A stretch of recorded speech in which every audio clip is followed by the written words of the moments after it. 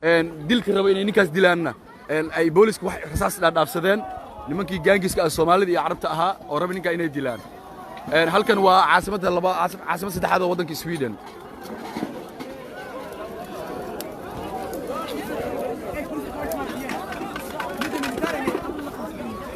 so the situation is not quiet tonight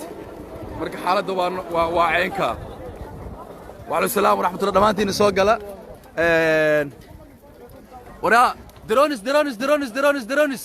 درونس Vem is den drones? Das var skriet. Drones ala soo kiciyay. Drones ana dul taagan waatan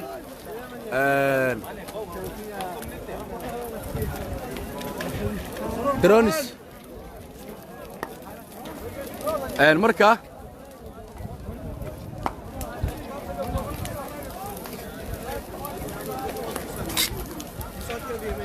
baatay drones ana dul taagan ma lagu xadgudbay cid lagu xadgudbay ma jiro xadgudub meesha ma yaalo in adeer waxa weeyaan xaaladda waxay tahay dadka in ay muujiyaan sababtoo ah haddii Kristaan iyo Nasaare iyo Yahuud haddii Nasaare iyo Kristaan hadday aaminsan yihiin Bible-ka anagana waxaan aaminsanahay kitaabka Qur'aanka Kariimka ah oo 1400 sano ka hor Nabi Maxamed alayhi salaatu wasalaam ku soo degay oo diinta kaliya xaq ah oo Ilaahiga xaq lagu caabudo kelmadiisa ay tahay ay shariicadiisa tahay ayaan aaminsanahay marka marqaati baad ka noqonaysaa meel kitaab Qur'aanka lagu gubay hadaadan ka dhigin adigoo qof Islaam ah adduunkan waa takbiir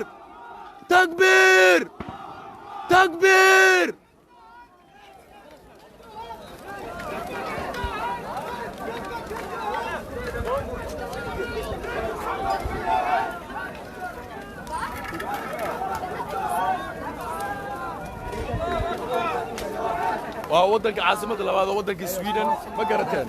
meeshan caawa joogno waa ku aadinaya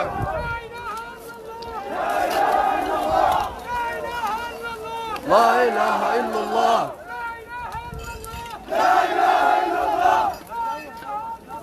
la ilaha illa allah muhammadur rasulullah diyaaradii hadda mar labaad soo kacay wayna gaaf wareegayaan waxaan u jeedin qiiqa baxayaad u jeedaan iyo wax magaalada ka socdo waxay ka mid yihiin waxyaabaha caawa laba filaanka ah ayna ayaga marnaba niyadda iska gelinin inay arrimahan saan noqdaaniin laakiin dadkii islaamka halkaan isugu yimaaday ayaa ka dhiidhiyey sheerta u qabta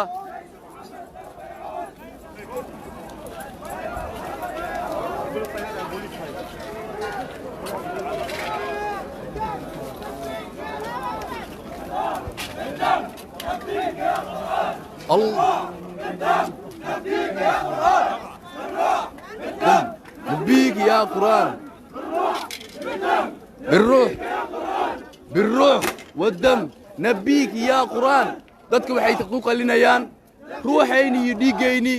adiga ayaan ku xureynaa kitaabka Qur'aanka ay leeyihiin biruux wadam nabiik ya Qur'aan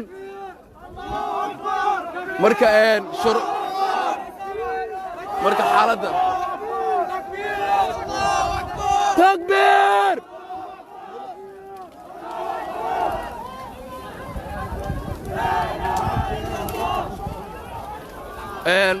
daqiiqada ka sii dambaysa waa iska soo taraysaa xaaladda way iska soo tarayaan dadka xaaladda aad bay ugu sii xun tahay